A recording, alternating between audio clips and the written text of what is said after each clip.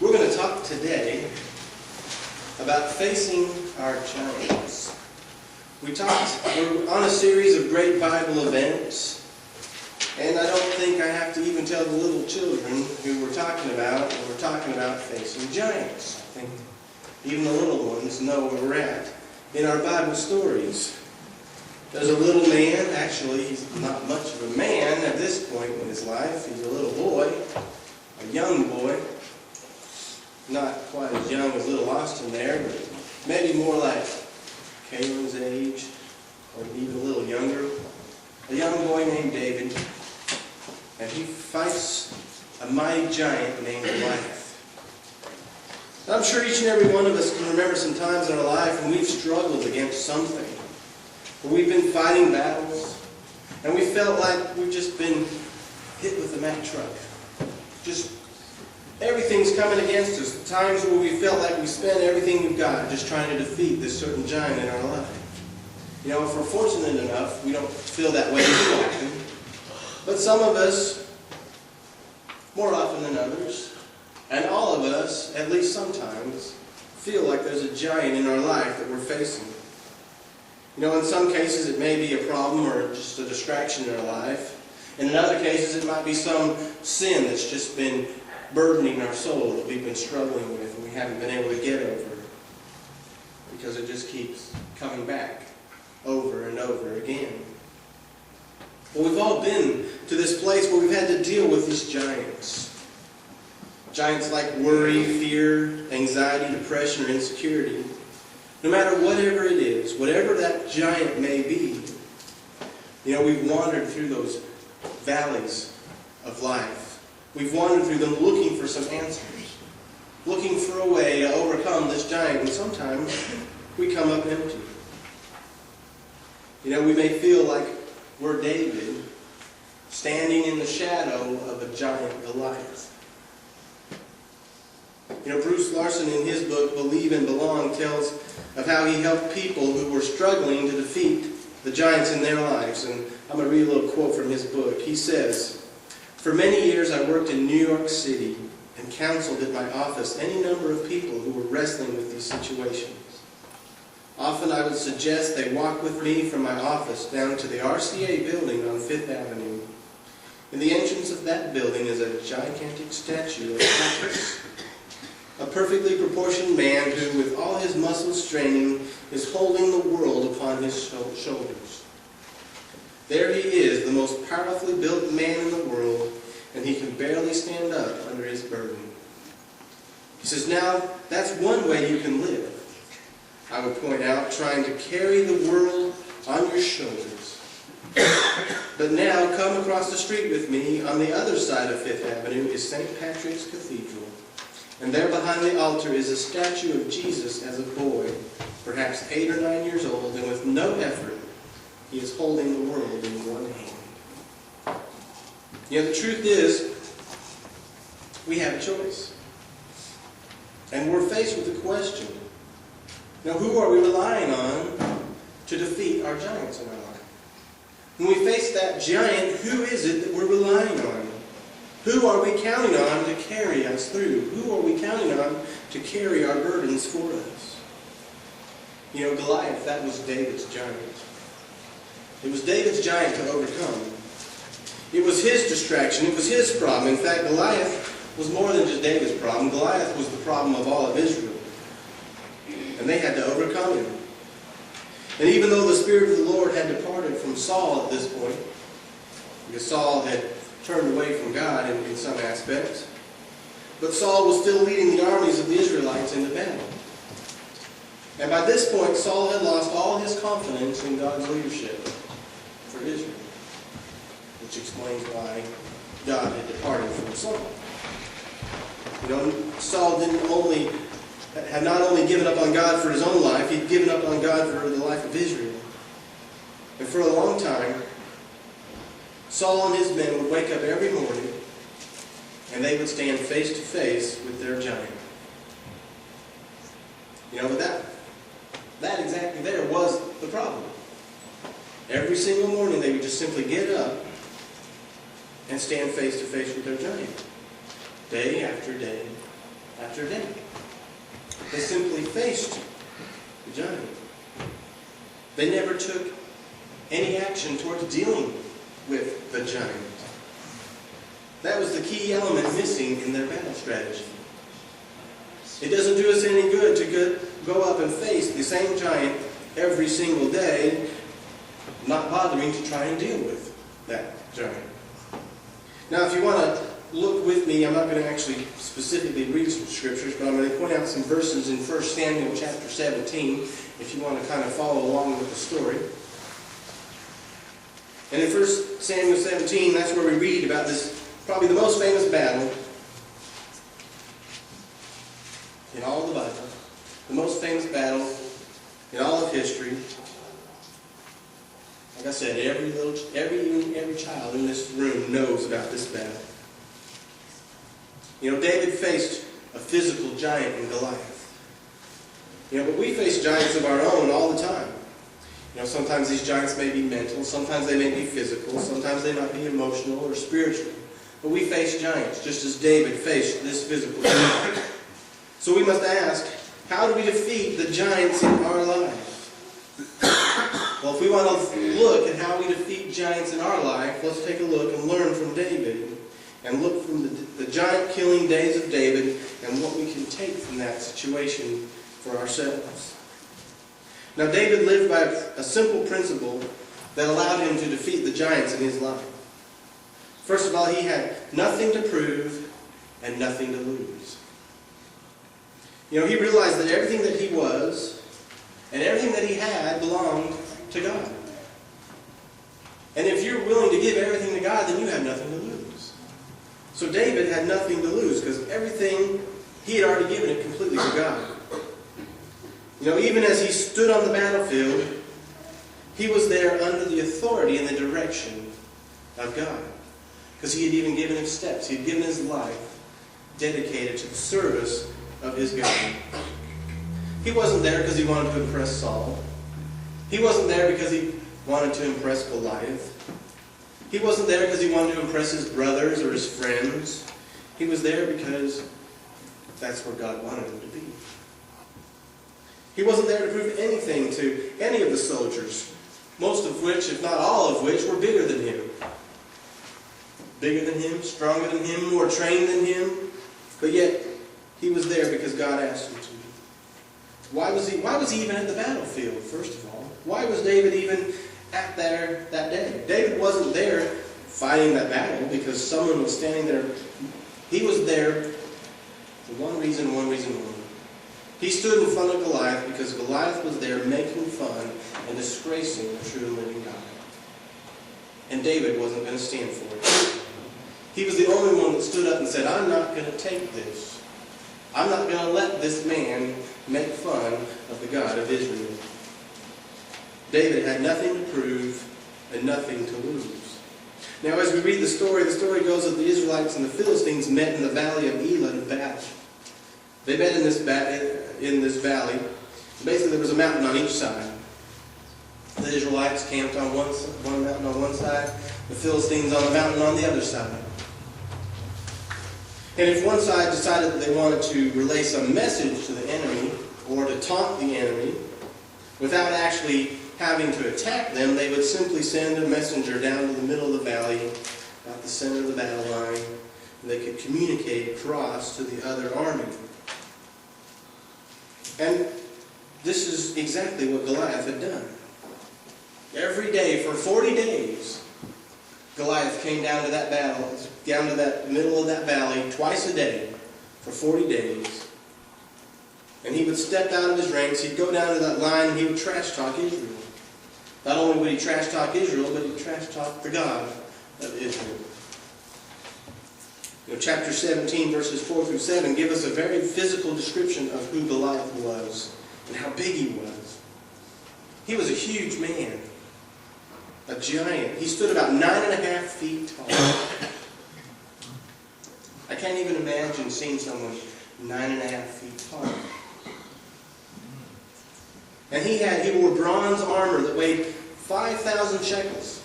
This 5,000 shekels is about 125 pounds. His armor, just his armor, weighed 125 125 pounds. He wore bronze greaves, that's like leggings that protected his legs. He had a javelin and a spear, and that spear had an iron point on it. That iron point weighed 600 shekels, which again, that's about 15 pounds. So just the point of his spear was 15 pounds. So all these things that he carried with him into battle, he had 200 pounds worth of armor and weaponry with him as he came into battle. You know, this was a big guy. Someone that you wouldn't want to meet in a dark alley. And as he approached the battle line, he wanted to play, let's make a deal. He came to Israel and he said to the Israelites, he says, choose you one man, let him come down here and fight me. He says, if you can find someone that can beat me, we'll be your slaves. But if that one man can defeat me, then the Philistines will be your slaves. But if I beat your man, then the Jews will be my slaves. So basically he stood there, taunting them day after day, saying, I defy the ranks of Israel. I defy the ranks of Israel. Basically what he was saying is, if you're too chicken to send someone down here, then your God can't be any better than that either. He was disgracing the God of Israel. And we look at the story and we see, well, how did Saul and all his soldiers react to that? Well, verse 11 tells us that they were terrified. They were afraid. Are we afraid when someone has the audacity to defy our God? Do we cower for them? You know, Goliath put on this show, like I said, for 40 days. And we see the reaction of Saul's men. Again, we see it in verse 23 and 24. It says that they ran away in fear. They fled from before him. Again, there was something about the way Saul was approaching this giant that was very different from the way that David decided he was going to approach this giant. When you look at this, there seems to be a sharp contrast in how to battle a giant. We look at how Saul approached the situation. Saul simply kept putting it off. He kept delaying, dealing with the giant that was put before him. And the more he delayed, the more they put it off, the more intimidated they became. The more afraid of this giant they became. And the more intimidated they became, the more afraid they became, the harder it became for them to deal with the problem. It became harder for them to do anything about it. And that's the same thing about giants in our lives. The more we just simply stare at them in the face and don't deal with them, the more we become intimidated by them. The more we think they're too hard for us to deal with. The more we think we can't do anything about it. We have to stand up and do something about it. You know, when we look across the valley and see an intimidating problem standing there, it can happen to us day after day. And the more we delay in battling that giant, the more intimidating that problem becomes. And the harder it is to handle it any later. Always sooner better than later. But if we take a look and we notice what David did, David shows up. He comes there, he sees the situation, he saw that there was something wrong, and he dealt with it immediately. It's time to do some house cleaning. He says, we got a big problem here. We got a blot on the spot of Israel's history, and we need to take care of it. And because David came in, he said the next morning the Israelites weren't going to have to worry about that giant again. Now, why could David come and do this? Because, like we said before, David had nothing to prove and nothing to lose. It's not that David didn't realize the enormity of the situation. You know, David knew what was at stake when fighting Goliath. I'm sure David must have known, and I'm sure he was somewhat nervous, that one wrong move could cost him his life. You can imagine the nerves that ran through him as he walked down that mountain into the valley and got closer and closer to this giant man, and how much bigger and bigger he became as he got closer to him. It's not that David wasn't fearful, but those that were here Wednesday night know that bravery isn't the absence of fear. It's the acting in spite of it. You know, David knew that Goliath was there making a disgrace of God and his people, and David wasn't going to stand for that anymore. David didn't even come to the valley of Elah to fight. He wasn't coming there expecting a battle. But he found himself in the midst of one.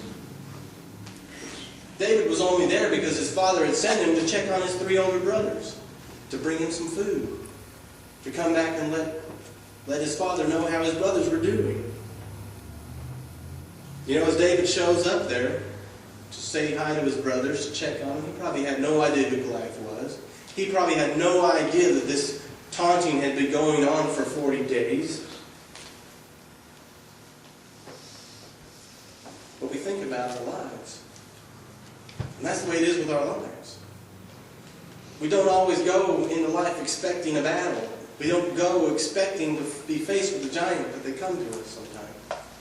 And we have to be ready to face them. David fought with nothing to prove and nothing to lose. You know, too often in our lives we fight our giants with everything to prove and everything to lose. And sometimes we can get so caught up in our battle that we don't even see beyond ourselves. We don't even see the bigger picture. And we get caught up and we think that we have to prove that we can do it.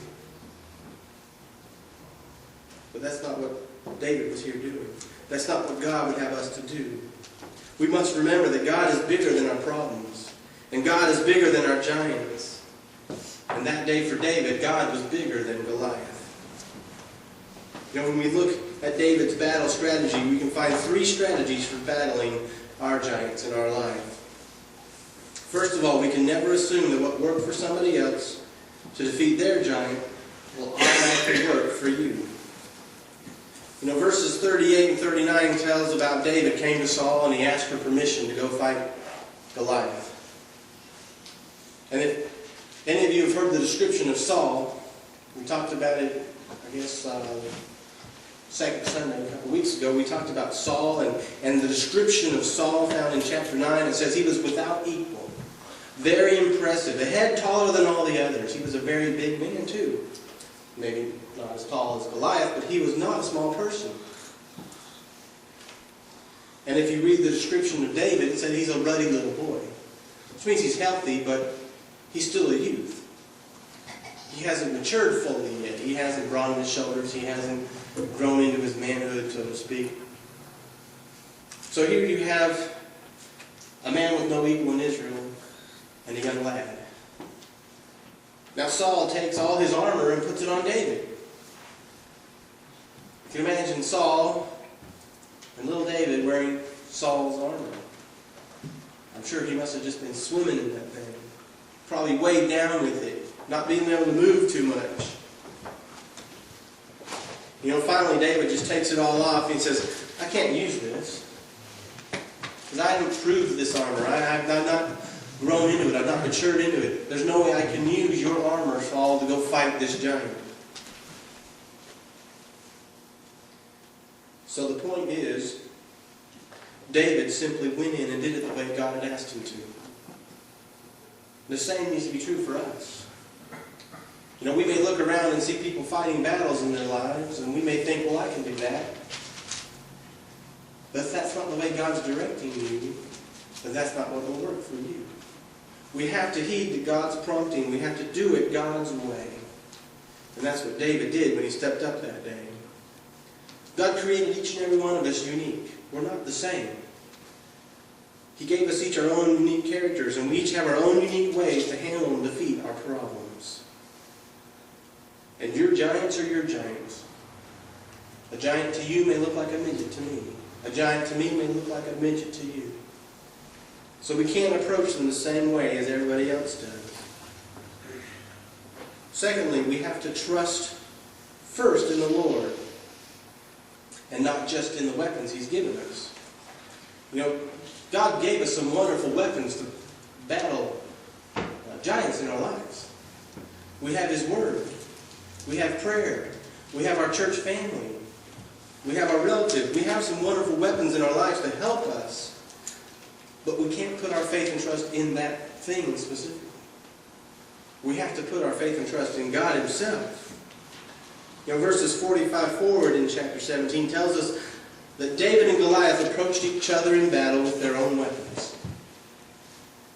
Goliath had what seemed like much more impressive weapons: a spear, a javelin, and a sword, while David only had a sling and some stones. But you look around us and there's lots of things that are helpful, lots of helpful methods, lots of helpful materials out there to help us overcome their giants. But there's only one method with an eternal impact. The only method that really counts is trusting in the Lord. Now in this story, David expressed 4 times his trust in the Lord. 4 times he expressed it: before, during, and after the battle. And finally he was able to defeat the giant, not because of some mighty thing that he was, not because some mighty warrior that he had become, but because he had trusted in the Lord. He trusted God. And he trusted God to show him the unique way that God wanted him to fight this battle. You look at this, and all the odds were stacked against David. He was going against someone more than twice his size, someone that was covered in full body armor. And all David had, again, was a sling and 5 smooth stones. But every time we look at this lesson, you can't miss the fact that you can never underestimate the ability of a heart committed to God. A heart that's trusting in God. David was committed, and God used him in a way that would change him forever. David would never be the same after that day. The third thing we have to do in facing our giants is we have to celebrate our victories. David's way of celebrating his victory may not be the way that we would technically do it, but in verse 51 it talks about how David stood up on Goliath and cut his head off with his own sword. David didn't have a sword, so he had to use Goliath. I don't think that we all want heads in a charger up on our mantles to celebrate our victories, but what we have to do is, when we have our victories against our giants, when God delivers us from a situation, we need to put reminders of it. That we can remember that God carried us through a situation. And as we see those reminders, it has a way of renewing our faith in God. Renewing our trust. We build our quote-unquote trophy cases to show what God has done for us in our lives. A lot of times people who participate in sports or other things, the boys do their karate classes, and their sensei calls it the yay me wall. But I say, don't have a yay me wall, have a yay God wall. Look at what God has done for me in my life. Look what I can celebrate that He's done through me. After David had slayed Goliath, he took all of Goliath's weapons, and he kept them in his own tent so he could look at them and be reminded what God had done for him. Every other battle he fought from that day on, he would now be motivated to the fact to say, God delivered me in the day of my trouble, and He will continue to do so. We think about celebrating victories, but not everything is an earthly victory. Faith in of itself is a victory. Senator Mark Hatfield writes of a time when he toured Calcutta with Mother Teresa, and he visited the House of Dying, as it was called. And it was a home where sick children are cared for in their last days, and where the poor would line up by the hundreds to receive medical attention. And Hatfield watched Mother Teresa and her companions care for all those who had been left by others just simply to die. And he remembers being so overwhelmed by the magnitude of all the suffering that was there every single day. And Hatfield approached Mother Teresa and said, "How can you bear the load without being crushed by it?" And Mother Teresa responded and she said, "Senator, I'm not called to be successful. I'm simply called to be faithful." Faith in of itself is a victory. You know, all these giants that we battle are designed to bring us closer to God. God may send giants in your life. He may send them as a test so that you can draw closer to Him. If you respond properly and you trust in Him, you'll go away with a closer walk with Him. You know, we can't go into the battle, but we can't go into it thinking that we're going to score up an impressive record. We can't. It's not notches on our gun belt. The victory belongs to God. We can't go into it thinking we can overcome with our own strength. You know, when God sends these battles in our lives, He wants us to learn to rely on Him, to trust in Him.